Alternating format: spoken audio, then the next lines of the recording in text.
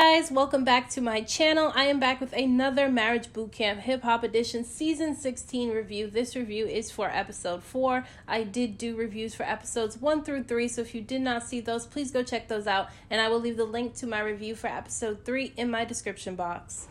So this episode starts off rocky for Jocelyn and Ballistic because they have to deal with the fact that Stevie J is trying to come around more often. As you know, Jocelyn and Stevie J have a daughter, Bonnie Bella, together, and she's saying that he's trying to get custody of their daughter, although she is also saying that he gave up his rights to his daughter. I don't know if he really gave up his rights or not, but that's what Jocelyn's saying, so I'm just going to take her word for it until Stevie J proves otherwise. So she has to deal with that, but she does have Ballistic on her side. He is saying that, he tries his hardest to be there for Jocelyn and her daughter. And that's really all he can do. He can't really get too involved in Stevie J and Jocelyn's situation because they have the daughter together. So he can only be there for support for Jocelyn. Hopefully they're able to fix that whole situation and maybe work it out at some point in time. But we'll see what ends up happening with that. We will definitely keep an eye on that.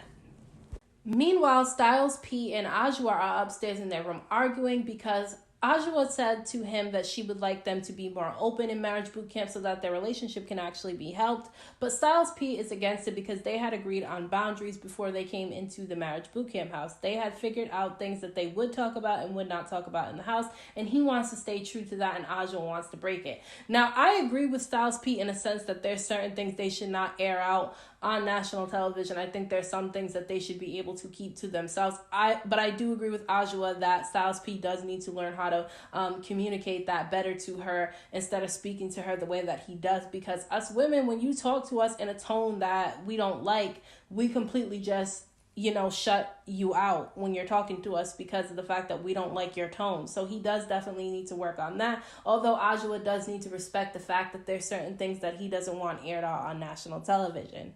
Ajua then goes back into the room while he's mad, and she tells him that if he wants to leave marriage boot camp, he can, because he was threatening to leave. He said he didn't want to do it anymore. He said that he tried it and he felt like it was time for him to go. She said that she would still remain in the marriage boot camp house whether he stayed or left.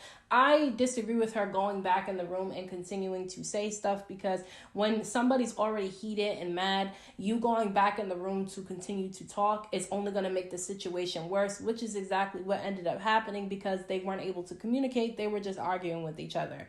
And, he said, look, I don't want to air out my dirty laundry, and I feel like you want to embarrass me, or you want me to embarrass myself on national television. And she explained to him that she does not want him to embarrass himself on national television. She just would like him to be a bit more open to certain topics that are going to be discussed on the show, which, I don't believe that she wants him to embarrass himself on national television. I just feel like she thinks that they're not being as open as they could be. And even though the couples are there for the money, they could learn some things from some of the challenges. So I can understand where she's coming from when it comes to that. Although I can definitely understand Styles P wanted to keep certain things private, okay? Now, Dr.Ish ends up seeing that Styles P wants to leave, which he should not have been trying to leave. I'm glad that he did not end up leaving, because they would have got sued, okay? You sign a contract before you join marriage boot camp, and if you leave before the boot camp is up, you get sued, okay? So Dr.Ish ends up going up there to check on them, and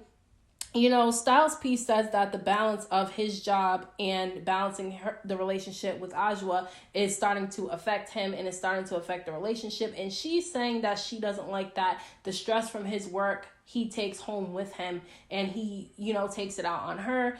And, he shouldn't take it out on her, what he deals with stress from work, but at the same time she has to understand that if his work is stressful, he's gonna come home, he's gonna be a little bit stressed, so maybe give him a little bit of space, and then when he's ready to talk. But Dr.Ish did let them know that part of their problem is that they don't address their issues right away. They kind of just push them off to the side and say that they'll talk about it another time. And then some time goes by, and then they start arguing about the same thing they were just arguing about. And it's because they didn't deal with the issue head on. And I think that a lot of couples suffer from that, where you kind of just toss, situations that you go through in your relationship to the side. And then you notice when you get into another argument again, that same situation ends up coming out because you were never dealing with it, okay? Ajua starts crying because she really does not want to argue. They've had a very tough relationship. They've had a lot of ups and downs. from infidelity to work coming in between the two of them, and then the death of their daughter, which Styles P ends up bringing up and says that he hasn't really dealt with the death of their daughter, that he uses anger to deal with it instead of allowing himself to be sad, because he said that he would rather be angry than sad and depressed, which I can understand why he feels that way, but he does need to allow himself to feel, which is what Dr.Ish tells him, is that he needs to allow himself to grieve, because if he doesn't do that, he's going to keep that all built up inside until one day it blows up and it explodes. Now, Aja starts crying, and I love that the minute that she started crying, Styles P got up and hugged her, because I can tell that he does love Aja, even though they've had a lot of ups and downs in their relationship. You can tell that he definitely does care about her feelings, and I believe that she cares about his too. I'm rooting for the two of them. I think the two of them are going to make the most progress in the house. The group ends up sitting down to talk, and CeeLo lets Shani know that he felt disrespected by her the previous night, because while he was talking to her, she had cut him off, and he took that as a sign of disrespect, and he doesn't like that she does things like that. And I do think that he may be overreacting just a little bit, but at the same time, truth be told, I don't like to be cut off either when I'm speaking. Like, I'm talking about one thing and you cut me off to talk about something completely different. That makes me feel like you don't care what I'm saying. So I can understand why he got bothered by that. I just feel like he needs to learn how to handle that properly, because I feel like his idea of handling it is just that he gets an attitude and then he goes back at her because he wants to disrespect her the way that he feels like she disrespected him. I like that the two of them sat at the table and they were able to communicate with each other, though. I think that their communication is getting a lot better. I see their communication getting a lot better than some of the other couples that are on this season. Now, while they're all sitting around talking, they end up getting called to the boot camp room to find out what their next challenge is going to be. Now, there's electric chairs, okay? And everyone's scared, especially CeeLo, because they do not know what to expect. Like, who wants to go into a room and you see that you're about to do a challenge that involves electric chairs?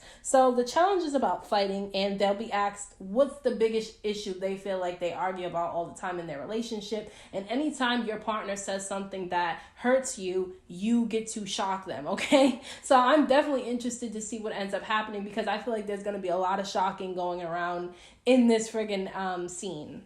So Shani and CeeLo end up going first, okay? And Shani says that the issue is that CeeLo is not hearing what she's saying. She feels like CeeLo talks to her in a way like as if he's, singing a song. Like, he'll talk in song language instead of just keeping it simple and saying what he really wants to say. She wants him to speak clearly, okay? So I can understand where she's coming from with that. And I like that she was able to communicate that. Now, CeeLo ended up shocking her right when she says that, okay? He shocked her immediately. If he would have shocked me like that, I would have shocked him right back, because that shit looked like it was painful, okay?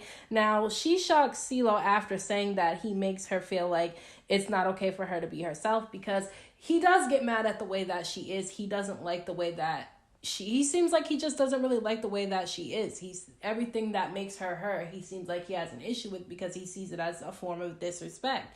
And she feels like, what is she really supposed to do about that? So she's going to have to take a look at herself and see what problematic behavior she may have that is causing him to feel that way. And I feel like he definitely needs to do the same. Now, he says that he doesn't think she's as perfect as she thinks she is, okay? I don't think that she thinks that she's perfect, but I do feel like she doesn't feel like there's anything that she needs to change about herself. It works hand in hand. The both of them need to change some things about themselves.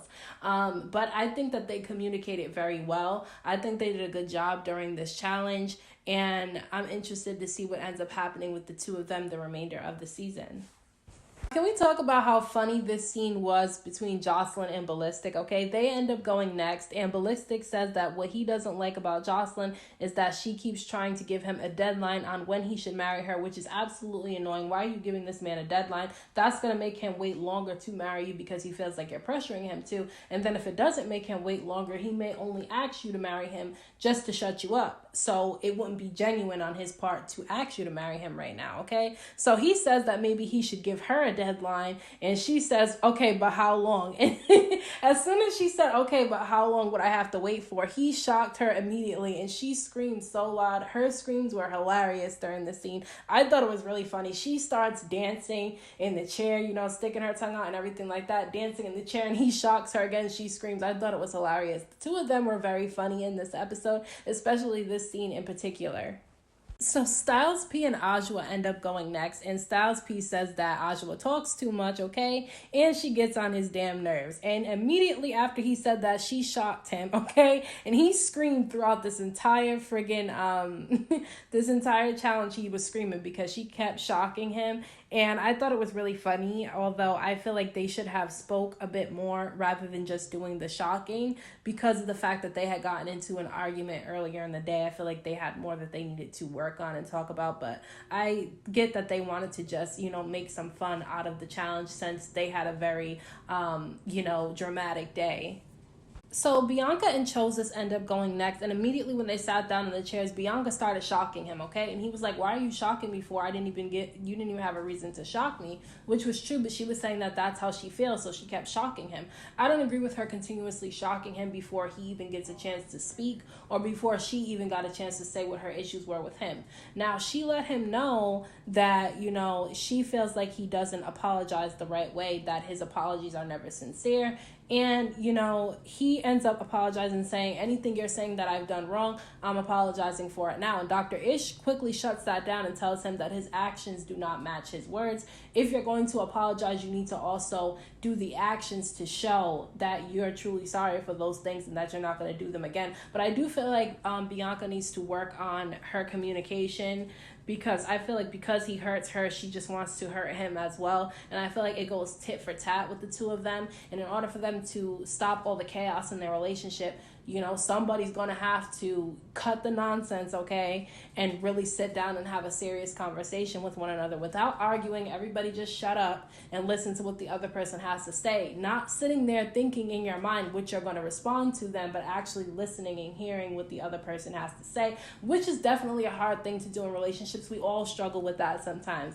But they're on the show because they need some type of help, so hopefully they retain the information that they're learning. So Michel'le and Stu end up going last, and they were literally a hot mess in this challenge. They were a hot mess this entire friggin' episode. She tells everyone that her problem with Stu is that he will not kiss her in the morning before he brushes his teeth, and not just a regular kiss, a tongue kiss, okay? She even reenacted the way that he kisses her. He'll kiss her very awkwardly, like a pucker, like a little pet kiss.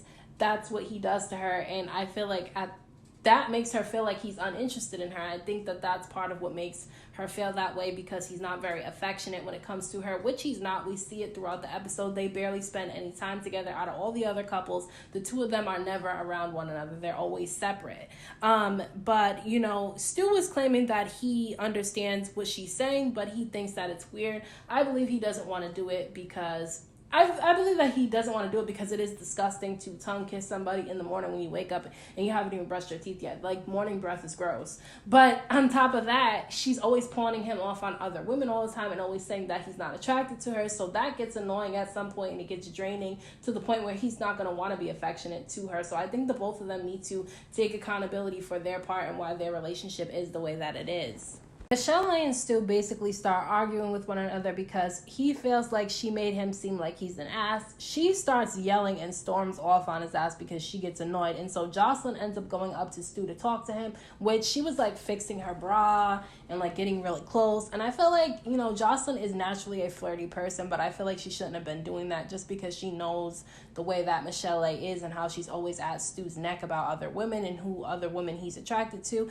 And she actually had pointed out Jocelyn, saying that he was attracted to her. So I think that Jocelyn needs to learn how to stay out of other couples' businesses in the house, because she doesn't want everybody in her business with Ballistic. And I just feel like she be doing too much. She was telling Stu to tongue kiss Michel'le. Michel'le ended up coming downstairs, and Jocelyn keeps on pushing him to kiss her, but it didn't end up happening. And so she was kind of looking at Stu sideways, because at this point everybody's wondering if they actually even like one another, okay? And basically he says that they're not good, okay? Michel'le says we're good, but he says no, we're not good. So I don't know where it's gonna go with the two of them. I really don't. The two of them have had so many problems this entire season so far, and it's only been 4 episodes.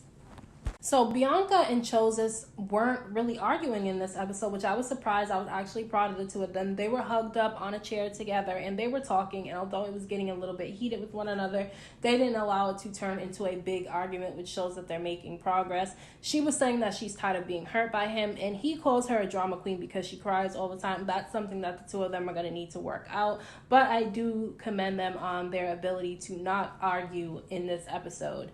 Now, Stu ends up telling Ajua, okay, that the reason why he does not kiss Michel'le in the morning is because he smokes cigarettes. You never know what he ate the previous night, okay? And that he does not brush his teeth before bed, which was disgusting to me because you're supposed to brush and floss your teeth before you go to bed. That's crazy to me that he does not do that. So, I mean, she probably, after hearing that, should not want to kiss him in the morning. But he probably now should learn to brush his teeth before he goes to bed, because that's nasty. Whether he's going to kiss somebody or not, he should do that anyway. That's practicing good hygiene, okay? Gross. Now, CeeLo says to Shawnee that Shawnee doesn't act soft until she's confronted, that she speaks to him like she's a man, and she talks to him like he's less than, okay? And he does not like that. He feels like she lacks compassion, and I can understand where she's coming from. She does seem like she lacks compassion when she's talking to him, and he does not like that, but he does need to learn how to communicate that more clearly. But she was saying that she understands where he's coming from, and I like that they were able to communicate with each other very well in this episode. They were able to do it without getting into an argument. They were quiet and allowed each other to speak, so I can see that the two of them are learning to work together and trying to make their relationship work. I can see the progress in the two of them. All the couples end up going outside for their next challenge. It is a shock obstacle course, okay? They have to do the course as a couple, holding hands. They cannot let go. They have to hold hands the entire freaking time. If they let go of each other's hand too many times, they have to go back and start the obstacle course all over again. The voltage on the course is determined of how many times they shocked each other when they did their first challenge in the morning. Okay, so which the couples who shocked each other too much, they screwed themselves over when it comes to this freaking challenge. Now, Jocelyn and Ballistic end up going first, and they were stretching and everything before they performed this obstacle course, okay? Jocelyn was doing all types of yoga moves. I was like, this girl is flexible, okay? I was like, please don't fall and hurt your head or anything like that with the type of poses she was putting herself in. Now, they gave each other 5 shocks during the first challenge that they did this morning, and so that's how much the voltage ends up going up for the two of them. Now, Jocelyn is screaming the whole damn time she keeps getting shocked, but they were able to complete the obstacle course in 3 minutes. When they had 5 minutes to do it, they completed it in 3, and they did a good job. They did not release hands the entire friggin' time, so I thought that they did a really good job, and I thought that they were very funny throughout this episode. I think that the two of them were making this episode more fun. Now, CeeLo and Shani end up going next, and they weren't holding hands at first, okay? So they were already messing up. CeeLo's ass was out the entire friggin' time. He bent over and his whole butt was out. It was friggin' hilarious. He was laying on the floor and everything looking like he was hurt while trying to do this obstacle course. I was laughing so hard watching this scene, but they ended up making it across without releasing hands. Miles, P, and Aza will go next, and they did a great job. They were able to communicate the whole freaking time. They barely got shocked throughout this scene. I thought that they did the best out of everybody. They worked together, which is what the whole point of this challenge was. So I think that they did the best, and I think that that's crazy that they were able to do that good with their communication, even though in the morning they were arguing over lack of communication. Now, Bianca and Choses end up going next, and Choses held Bianca's ponytail and everything, trying to get her through the course. They did a good job. They did get shocked a couple of times, but I like that the two of them did it without arguing, which shows that they actually can be effective as a couple together. They just have to learn how to stop arguing all the time and just learn to trust each other and listen to one another. But I think that they did a good job. I was really proud of them in this episode, and they finished the course in 2 minutes. Now, let's talk about Michel'le and Stu, okay? They go next, okay? They switched hands so many friggin' times that the voltage kept going up, okay? They did absolutely horrible. There was no communication. They kept releasing hands over and over and over again, to the point where Dr.Ish told them that since they switched hands 5 times, that they had to go back and start the obstacle course all over again. They were moving slow throughout this obstacle course. Well, Stu was, and she basically drug him through the end of the obstacle course. Like, she was dragging him through the end. I was laughing because she was trying to get it. They had had 7 seconds left on the clock, and she wanted to make it through before the clock ended. So she literally pulled him by his arm and drug him through the rest of the friggin' obstacle course. It was hilarious.